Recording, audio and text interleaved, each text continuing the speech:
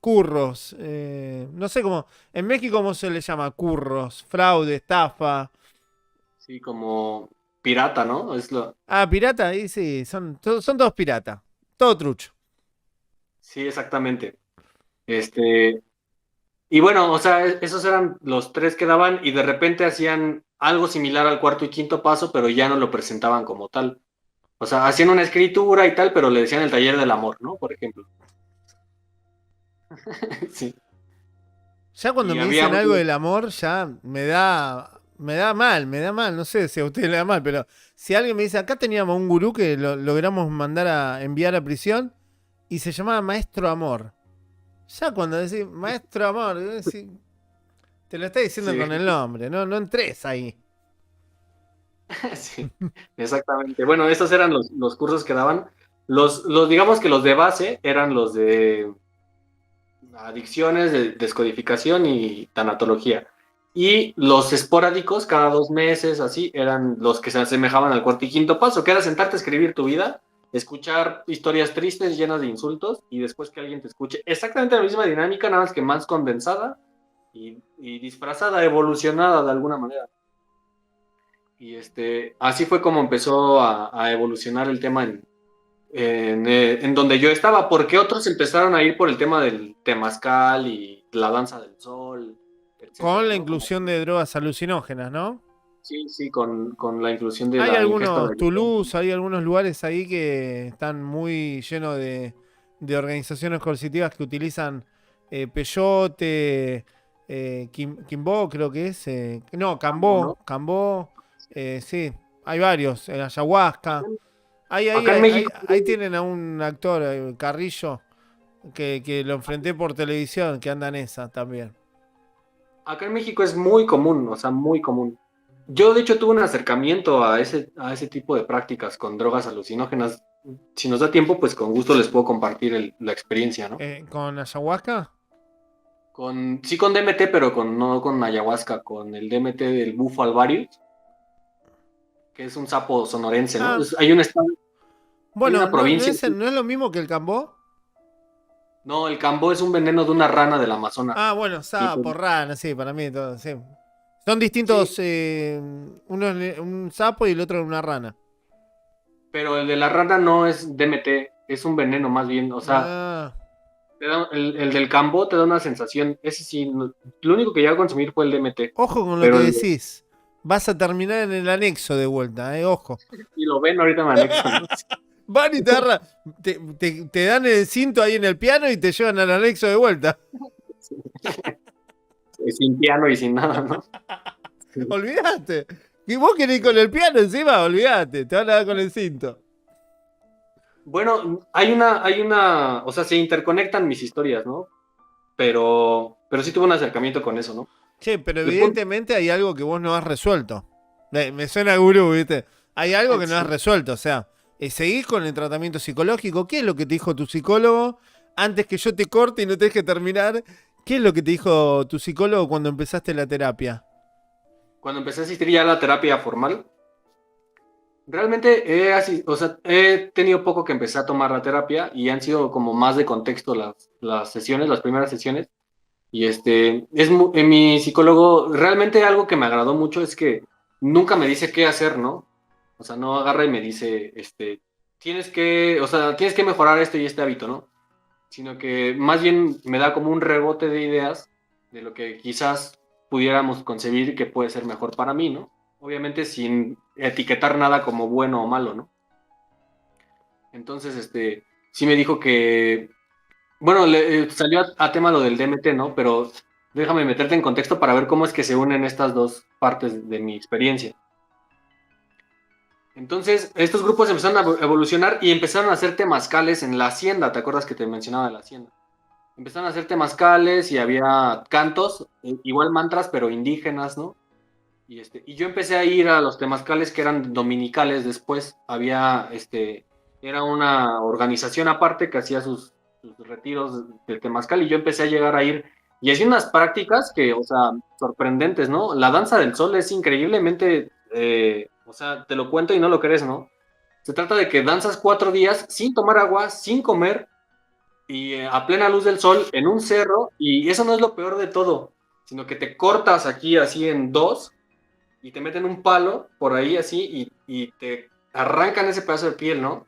Todo esto es como un ritual chamánico del, digamos, el norte de México o el sur de Estados Unidos, que es como la parte de los Cherokees y los Sioux, ¿no? Estos indios hacían esto y digamos que ellos retoman esta práctica y la hacen, ¿no? Y meten, incluyen el temazcal, etcétera. Le dan todo un significado que no tenía y también vinculan lo milenario como si fuera algo bueno. Y la realidad que no era algo bueno. Lo milenario no era bueno. Es lo que la gente no entiende. Sí, no, y aparte uno tiene que entender que pues era una época muy distinta, eran completamente otros seres humanos a nosotros. Entonces uno los tiene que ver como parte de conocer a la humanidad, no como de que ellos tengan la verdad, ¿no? De la situación. Entonces yo empecé a asistir a estos temazcales y ya después a mí me dijeron en el grupo de cuarto y quinto paso que si yo daba temazcales ahí en el grupo, ¿no? Porque al ser que yo ya estaba como apegado. Agarraron todo, querían agarrar todo dinero de cualquier lado.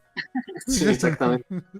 Yo jamás recibí un peso, ¿eh? O sea, nunca jamás en la vida. Una vez me dieron $10 nada más para mis pasajes, ¿no? Pero jamás, jamás en la vida, o sea, yo tuve un solo centavo de todo lo que ellos recaudaran y, y generalmente lo administraban dos o tres personas, ¿no? Y sí decían, no, tu dinero ahí está limpio y fíjate, hicimos esto y esto y el otro, pero nunca nadie llevaba un control, nunca rolaba la administración, por supuesto, ¿no? Y llegué a dar algunas sesiones del temazcal y demás, ¿no? Ahí. Y entonces empecé, por lo del temazcal, empecé a conocer gente que estaba metida en este tema New Age, de la ayahuasca y el DMT y todo esto, ¿no? O sea, a base de eso, y empecé a investigar más acerca del tema. Y conecté con una persona que hacía estas ceremonias de Bufo Alvarius, se llama Bufo Alvarius el sapo, ¿no? Y quedamos un día y fui, y yo no tenía ni idea de qué es lo que iba a pasar, ¿no? O sea, de lo increíblemente fuerte que eso es, o sea, no tenía ni idea. Y por supuesto, mucho menos de lo peligroso que es, porque yo creo que sí quedé al borde de un punto de no retorno, porque sí me cobró, pues, o sea, mi salud mental mermó demasiado, fue increíblemente fuerte, fue algo o sea, no hay palabras que alcance a describir. La experiencia en sí no fue tan fuerte, pero sí tuve una experiencia completamente extracorpórea, ¿no? Es decir, toda mi realidad se deformó, no tenía nada, ninguna referencia de lo que normalmente vemos, ¿no? Fue una experiencia increíblemente indescriptible, fue algo increíblemente fuerte, pero lo post terapia, lo post sesión, todo lo posterior a lo que sucedió ese día fue lo que le sigue de fuerte, porque no podía asimilarme a mí mismo, ¿no? Tuve como un proceso como de despersonalización, como no me creía que esto fuera verdad, ¿no?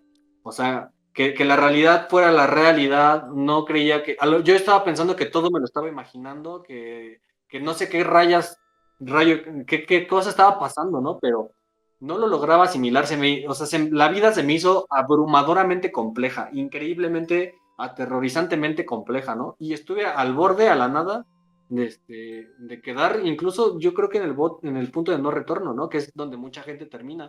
Y mucha gente incluso ha muerto, ¿no? En una de estas sesiones, por lo intensa que es, porque es una experiencia increíblemente intensa, yo no tenía idea. Yo pensé que iba a ser un viaje a la playa y regresas y la anécdota la cuentas, ¿no? Pero no, es muy delicada la mente humana y a veces no alcanzamos a dimensionar lo frágil que puede llegar a ser, ¿no? Te deja Y como no un porque limbo, ¿no? Sí, o sea, exactamente, sí sentí como esa sensación de estar metido en mí mismo, ¿no? O sea, encerrado en mí mismo. Una experiencia increíblemente rara y por la cual pasé meses, ¿no? O sea, aterrorizado. Entonces, yo ya estaba yendo menos al grupo, pero a partir de que sucede esto del DMT, empecé a ir más, ¿no? O sea, les comenté, les dije, no, es que hice esto y esto y el otro, y pues eran las únicas personas que se me hacía que me podían dar una ayuda, ¿no? Y empecé a asistir ahí de nuevo ya a diario y luego se fueron como a 2 horas de mi casa, ¿no? O sea, y ya tenían el local como a 2 horas de mi casa. Y pues iba a diario porque pues era más como el miedo que yo tenía de quedar trastornado, que no me importaba ir para allá. Y empecé a ir diario y empecé a ser parte de las dinámicas de nuevo, etcétera. Y y pues sí fue como muy satanizada mi acción, ¿no? Así como, no, pues es que estás pagando karma de lo que hiciste en el DMT es lo que, o sea, tú no tuviste que haber consumido eso y por eso te estás sintiendo así, etcétera. Y pues sí me la creí y sí dije, no, pues sí es lo que, mi justo pago por traicionar mis principios, ¿no? Por lo que, en lo que me inculcaron que era bueno y lo traicioné y pues sí es una cuestión karmática que me está afectando, ¿no? Y luego más en ese estado tan sensible en el que me encontraba, pues me la creí todavía más, ¿no? Pero acá pasó algo, ¿no? Que terminó siendo la consecuencia de algo que me terminó haciendo que me saliera de ahí. Eh, que empezó a asistir una chica y yo gusté de ella y ella gustó de mí, ¿no?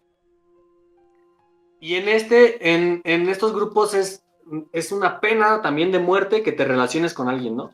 No puedes hacer negocios con ellos, ni puedes relacionarte con ellos, ¿no? Ellos sí pueden relacionarse entre ellos y pueden hacer negocio contigo, pero tú como mortal no puedes ni hacer negocio con ellos, ni tampoco puedes relacionarte con ellos, ¿no? Entonces yo cuando, o sea, nos veíamos y como que había el clic del match, ¿no? Y yo me sentía mal porque yo decía, no, pues si acabo de pecar así de grande con lo del DMT y ahora estoy sintiendo esto por ella, pues voy a hacer o sea, ya soy el diablo prácticamente, ¿no? O sea, soy de lo peor, soy la peor basura que exista en la humanidad, ¿no? Porque me gustó una persona, ¿no? Realmente ahorita lo miro en retrospectiva y sí, y es increíble cómo puedes llegar a ese grado, pero me empezó a gustar ella y luego empezamos a charlar por WhatsApp y nos agregamos a Facebook y nos confesamos que nos gustábamos y demás, ¿no? Salimos una vez, se enteraron que salimos y me agarraron en eso que decías de la silla caliente, ¿no? Por eso te decía que te iba a dar un poco de contexto para contarte, ¿no? Me dijeron, no quiero que vuelvas a salir con ella, ni te la acerques, ni nada. A ella no le vamos a decir nada porque ella va llegando, pero tú que ya tienes años, y aparte acabas de hacer esto y el otro, no. Entonces como que los dos ya empezamos a entrar en una psicosis así de no está bien lo que estamos haciendo, ¿no? Pero era más fuerte como este sentimiento de atracción. Y después decidimos salir otra ocasión y dijimos que íbamos a intentarlo, independientemente de las consecuencias que pudiera haber tomado, ¿no? Y lo intentamos, ¿no? Y recuerdo que ese mismo día fue horrible, ¿no? Fue un día horrible, fue una sensación todo el día que me la Sentir pasé. culpa. Y culpa y luego temor, porque ¿qué van a hacerme cuando se enteren, ¿no? Y la pasé, lejos de, o sea, cuando tú conoces a alguien y se hacen novios, pues la pasas increíble, ¿no? Esa es la sensación que te debe de dar, ¿no? Pero aquí fue todo lo contrario, ¿no? O sea, sí estaba ilusionado porque estaba con alguien que me gustaba, pero me sentía increíblemente mal, pésimo, ¿no? Y atemorizado, ¿no? Y con miedo de que me fueran a decir algo. Y dicho y hecho, sí pasó, ¿no?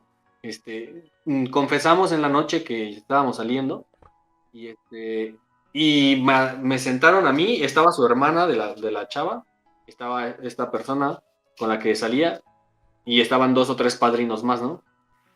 Y pues a ella no le dijeron nada porque iba llegando, pero quien se llevó la mayor parte de insultos y agresiones es la mayor cantidad de insultos y agresiones que me han dado en toda la vida, ¿eh? O sea, y es una cantidad increíble de insultos y una creatividad también hasta admirable, ¿no? para generar ofensas, ¿no? Y para etiquetarte de situaciones, ¿no? Y me dijeron que yo era un abusivo, que yo la había persuadido, que en realidad yo no le ¿A vos gustaba te a ella, sino acusaron de...? sí, o sea, me dieron todas las etiquetas que ellos tenían pegadas en sí mismos, yo creo, ¿no? Y Y me empezaron siempre a lo que decir, usan, ¿no? Hacerlo públicamente para generarte esto, ¿no? sí, sí, como, Culpa, vergüenza. como esta exhibición. Y entonces, pues ya pasó ese día y empecé, todavía tenía el doble compromiso de ir más. Pero también pasa algo muy curioso, que cuando empiezas a hacer algo que no les gusta, te empiezan a excluir. O sea, llegas a una bolita de personas, de 4 o 5 personas, y pues, llegas y se deshace la bolita, ¿no? Y eres como el apestado. Y estás ahí nada más sentado, ¿no? Y todo lo que hagas y digas va a estar mal, o sea, ya no hay forma de quedar bien con ellos, ¿no? Yo recuerdo una persona que llegó a hacer lo mismo que yo, pero muchos años antes que yo, y también él llegó a dar, una vez llegó con 20,000 pesos, que son como $1,000, ¿no? Porque iban a abrir un grupo en otra provincia, en Veracruz, Mm. y llegó con este dinero y lo perdonaron como un mes, ¿no? Ah, no, él ya está cambiando. Sí, él sí quiere, ¿no? Ya está entendiendo y tenemos esperanzas en que sí lo logre, ¿no? Y etcétera. Y les dio esos 20,000 pesos, ¿no?